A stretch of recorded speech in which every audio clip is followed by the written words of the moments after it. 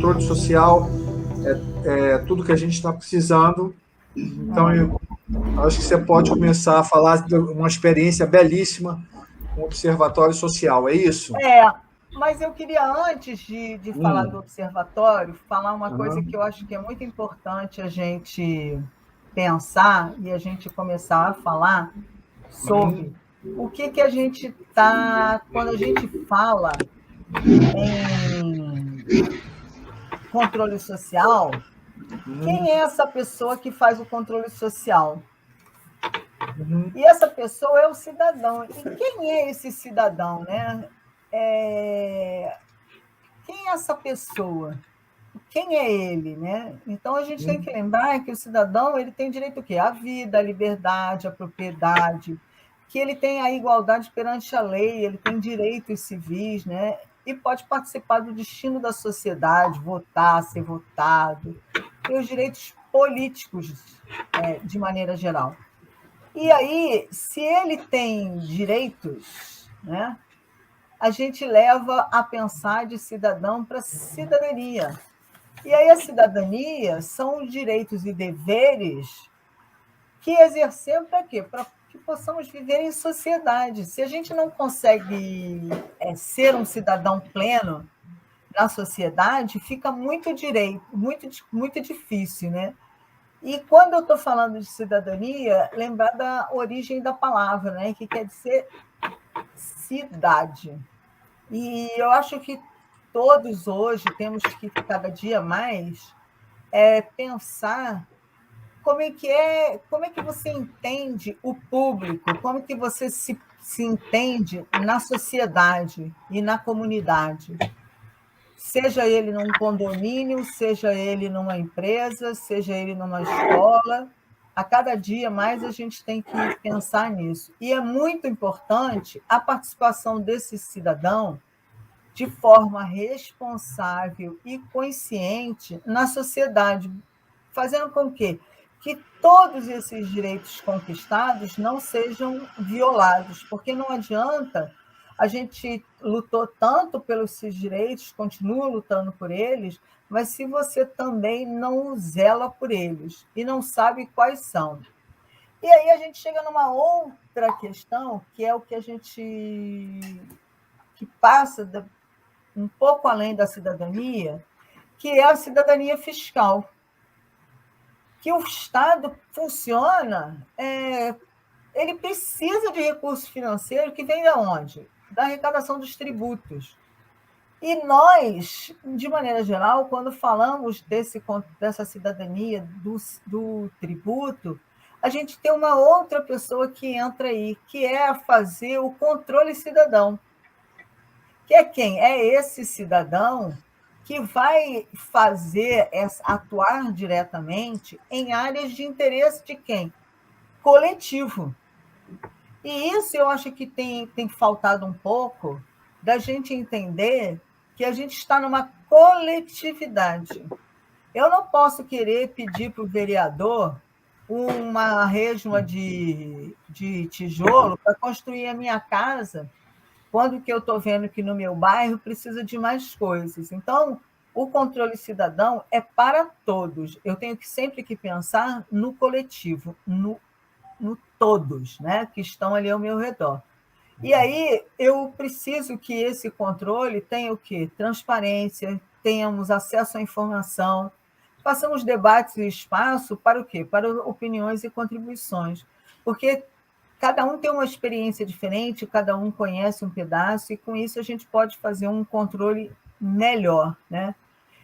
E se eu faço um controle, eu consigo também fazer uma mobilização social, porque eu faço com que aquele grupo de pessoas, uma comunidade, busque qual é aquele objetivo comum que a gente quer. Para quê? Para conseguir um resultado. E qual é o resultado que eu quero? Eu quero um resultado da minha rua asfaltada, do saneamento básico para a minha rua. Eu preciso de transporte público para o meu bairro. Eu preciso do público. Hospital público, eu preciso do atendimento. Então, nós temos que nos mobilizar todos numa causa. E não eu falar o seguinte, não, eu pedi lá para o meu vereador, eu preciso do atendimento para o meu parente, e aí o vereador consegue só para aquele seu parente num hospital distante. Quando, na verdade, eu preciso de um hospital de qualidade e funcionando próximo daquela região que eu estou. Então, isso é muito importante. E temos que passar a agir enquanto coletividade. E essa coletividade, essa transparência, passa pelo quê? Pelo artigo 163 da Constituição, que fala que a gente precisa que tenhamos informações e dados contábeis, orçamentos fiscais, tenha periodicidade da informação, o formato, um sistema com essas informações, e primordial, e publicidade. Claro que a publicidade, muitas vezes, não é feita de uma forma que o cidadão entenda, mas então cabe a nós que temos mais condições de entender, começar a divulgar sobre isso. Aonde estão aqueles dados que são, né? E lembrar que quando a gente está falando de transparência, a gente está falando de forma de gestão e da relação entre as organizações, seus públicos de interesse, seja interno ou seja externo. Como é que eu me comunico para fora? Como é que eu falo para esse ambiente, né? Então, é muito importante que a gente fale cada vez mais de transparência para que cada vez mais todos nós nos esforçamos para tornar visível e compreensível a atividade e os processos de tomada de decisão. Porque não adianta o governador fazer um PPA, que você vai lá e lê o PPA, né, que é o plano plurianual, e você já sabe que as metas que estão ali, que ele colocou, já não vão ser cumpridas. Esse é o nosso papel. E como é que a gente sabe que não vai ser cumprida? Porque a gente sabe a arrecadação dos tributos do ano anterior. E o que são tributos? São os pagamentos obrigatórios, onde parte da nossa renda custeia o quê? As atividades do Estado. E essas atividades são comuns a todos nós. Então, vale a gente pedir a nota fiscal, a gente ver aonde está sendo empregado. Para quê? Para combater a corrupção. E é uma obrigatoriedade do controle social combater a corrupção. E quando a gente fala do combate à corrupção, a gente tem uma coisa que a gente tem que falar, que é aonde está a moral e a ética disso? Porque eu tenho que falar sobre isso. Não adianta eu falar na corrupção, falar da transparência, se eu não falar de moral. E aí, moral, eu estou falando de quê? De conduta, de prática, de regra. Quando eu falo de ética, eu estou falando de princípio, de teoria, de regra. Eu não posso ter. Se eu não tenho moral e ética, como é que eu estou querendo falar de transparência? E é muito ruim que a gente vê as pessoas, de maneira geral, falando assim, os meus direitos. E cadê os seus direitos? Você só nega imposto de renda, você só nega a renda, você compra mercadoria roubada. Aonde estão os seus deveres? Então, de maneira geral, nós falamos muito de direitos, mas esquecemos os nossos deveres. E os deveres são muito importantes quando a gente está falando de cidadania, quando a gente está falando de combate à corrupção. Aonde está, né? Então, eu desejo muito que a sociedade se transforme, que todos nós possamos contribuir com essa transformação para que tenhamos, então, um mundo melhor. E esse mundo melhor é possível, é muito possível, se todos nós nos juntarmos num bem comum, né? E, para finalizar, queria deixar uma frase do Bertold Brecht, que diz o seguinte: não basta ter sido bom quando deixar o mundo, é preciso deixar um mundo melhor. E esse é o meu desejo para todos nós. Sou Sandra Helena Pedroso, estou vice-presidente do Sindiconte Rio e presidente do Observatório Social do Brasil, que tem feito o combate à corrupção dos recursos públicos da cidade do Rio de Janeiro. Obrigada pelo convite. Eu, é claro, né, acho que como todo carioca, né, brasileiro, vai endossar, sem sombra de dúvida, tudo que a Sandra falou. Não resta dúvida sobre isso. O que eu falo muito também sobre essa questão ética, né? Agora, isso é uma via de mão dupla. E um exemplo que eu falei diversas vezes, né, antes mesmo dessa pandemia mudar todo o nosso cotidiano, era o centro do Rio, onde meu escritório existe ou existia, eu não sei, né? Ele está lá, né? Mas, enfim, né? O centro do Rio está fechado. Que é o seguinte, você falou dos impostos, da importância, né? Todo mundo sabe, você paga o imposto para sustentar uma estrutura pública que tem que te trazer um retorno. Aí, o exemplo que eu queria trazer para ilustrar essa minha questão é o seguinte, no centro do Rio era muito comum a seguinte cena, restaurante de comida a quilo, popular, tá? Sem conseguir vender, né? Ou seja, sem arrecadar, sem conseguir pagar funcionários, sem conseguir pagar fornecedores, quebrando toda uma cadência econômica, né? Uma cadeia econômica, tá? Sem conseguir, enfim, já vivendo uma crise que se arrasta no Brasil desde antes da pandemia. E aí vem o sujeito para o seu automóvel num estacionamento proibido, né? No local proibido, abre a mala, coloca uma plaquinha e diz assim, quentinha, a R$ 11,99, incluindo o refrigerante. Um preço, no mínimo, metade daquele restaurante. Ele para. Aí você diz assim, que absurdo, né? O poder público, nesse momento, deveria vir. Eu vou te dar um exemplo verdadeiro, porque isso acontecia na esquina de onde fica o meu escritório. Tá? Esse automóvel parava, né, como dezenas pelo centro do Rio, talvez centenas, não sei, mas embaixo da placa de proibido estacionar. E ali se formava a fila. E os restaurantes do outro lado da rua, vazios, atualmente todos fechados, ok? Mas cadê o poder público, né, que devia, naquele momento, impedir? Eu não estou indo contra aquela pessoa tentar sobreviver, porque eram carros até de classe média, né? A gente percebia isso, de pessoas de classe média que naturalmente quebraram a sua empresa ou perderam o emprego, estão ali vendendo a quentinha para sobreviver. Mas elas param na porta de alguém que está pagando imposto, que está fomentando empregos, etc.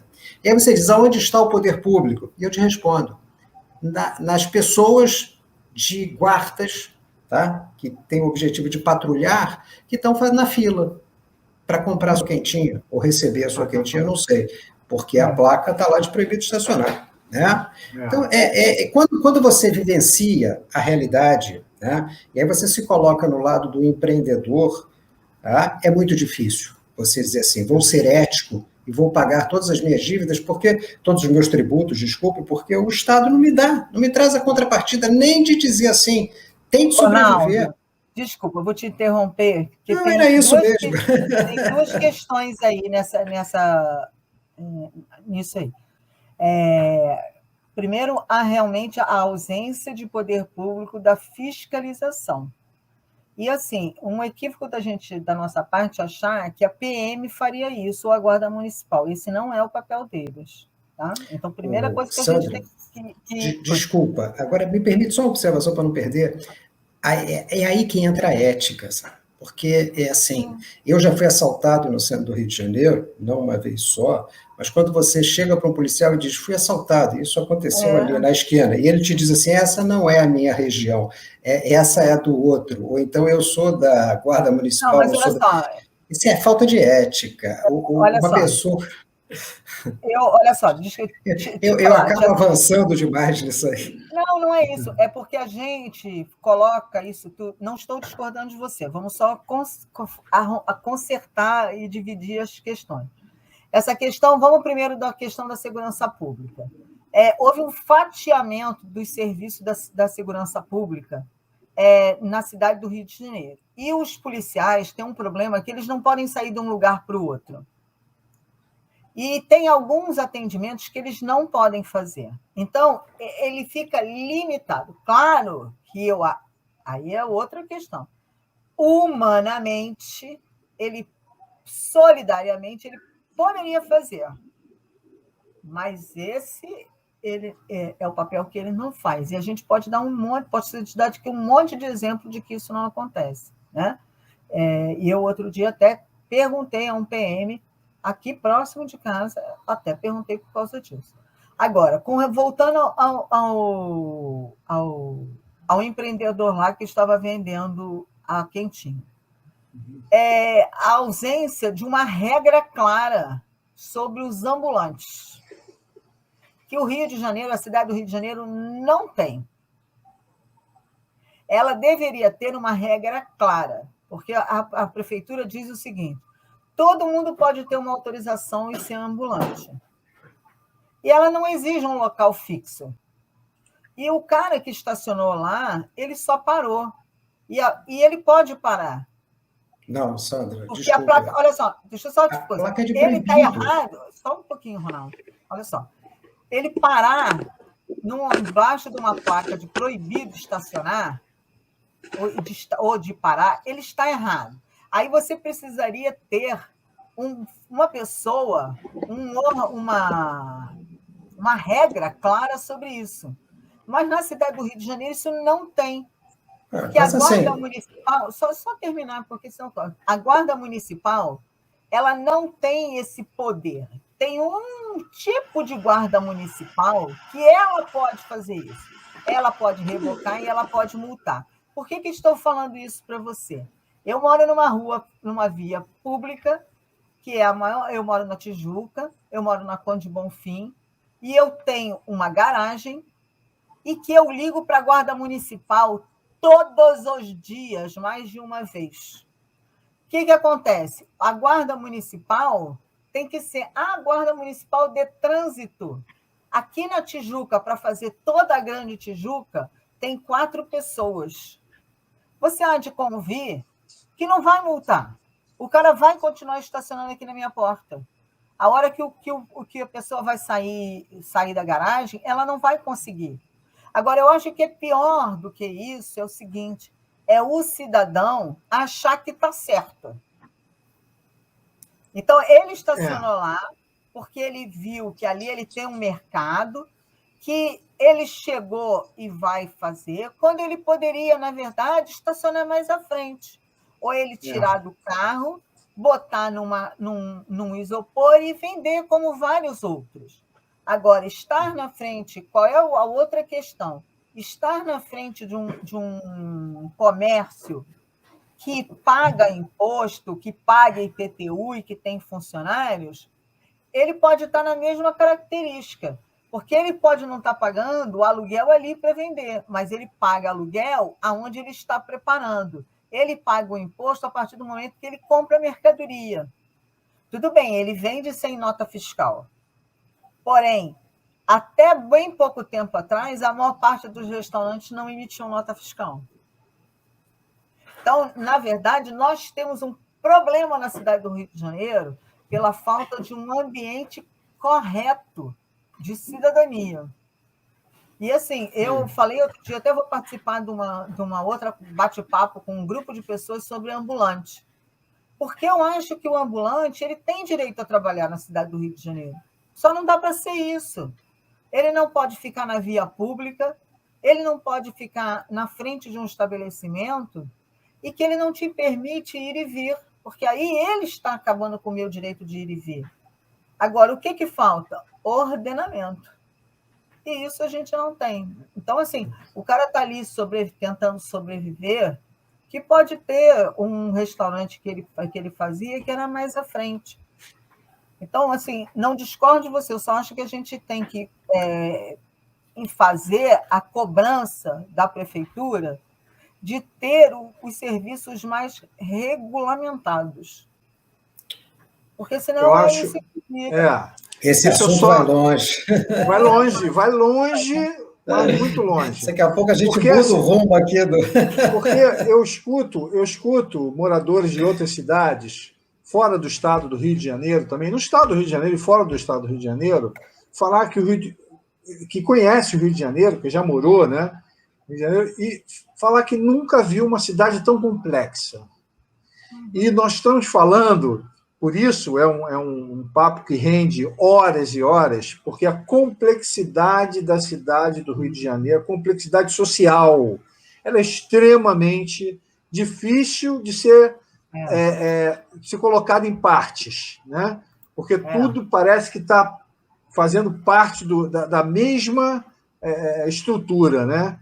Desarrumada, né? Enfim. Então, eu queria só puxar a sardinha para a educação financeira e dizer que existe um controle social, né? Que passa pelas questões fiscais, financeiras, grana, recurso, que essa nós vamos ter que entender, nós vamos ter que participar.